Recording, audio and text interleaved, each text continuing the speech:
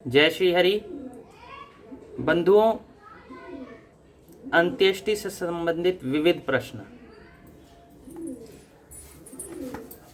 इनको आज हम लेंगे। 2-3 प्रश्न हैं। जैसे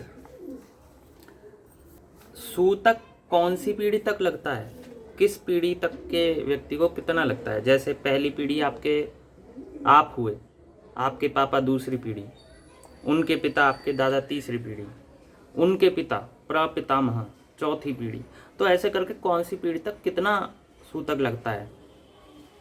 दूसरा, जब शव विद्यमान होता है तो उस स्थान पर जितने लोग हों वहाँ के गांव वालों को भोजन आदि नहीं बनाना करना चाहिए। स्त्री सहवास आदि कई सारी चीज़ें वर्जित हैं, पूजा आदि। तीसरा, शव का अनुगमन कौन लोग करें, किसके शव का कौन अनुगमन करें। तो ये विषय आज हम लेते हैं।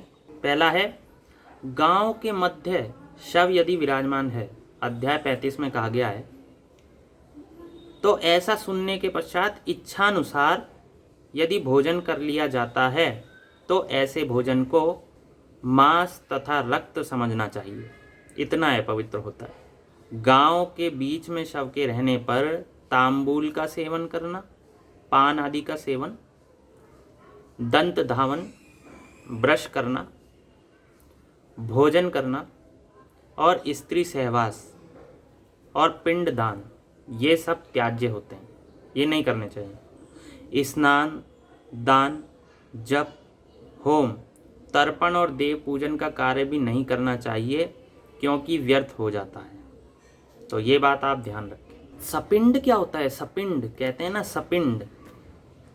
तो बंधुओं, अध्याय 35 में गरुड़ पुराण में कहा गया है,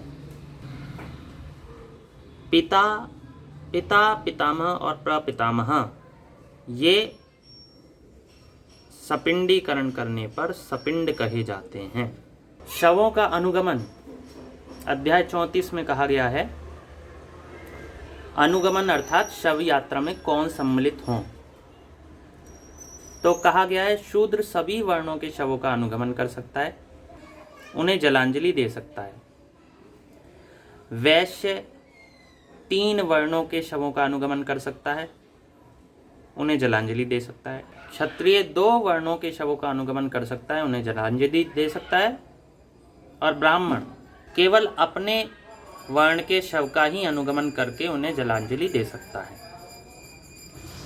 पराशर स्मृति में भी इससे संबंधित एक लेख है, जिसमें कहा गया है कि जो ब्राह्मण मरे हुए क्षत्रिय के शव का अनुगमन करता है अनजाने में, वह 1 दिन अशुद्ध रहकर पंचगव्य से शुद्ध होता है। और जो वैश्य के शव का अनुगमन करता है अनजाने में, वो 2 दिन तक सूतक मानकर पंचगव्य से 2 दिन तक सूतक मानकर वह 2 दिन तक सूतक मानकर 6 प्राणायाम से शुद्ध होता है।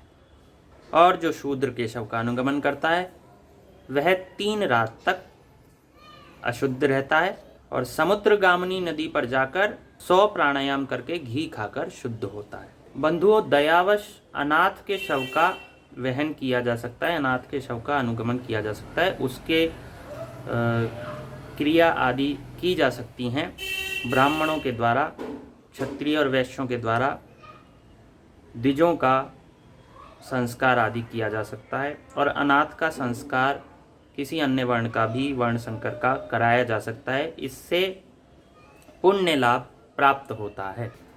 अध्याय 3 पराशर स्मृति में कहा गया है, गोत्र में 4थी पीढ़ी तक सूतक रहता है, ऐसा कहा गया है, क्योंकि अपने वंश से 5वां पुरुष दाय से विच्छेद को प्राप्त कर लेता है, संपत्ति से विच्छेद को प्राप्त कर लेता है। पुरुष के सूतक और पातक में 4थी पीढ़ी में 10 दिन की,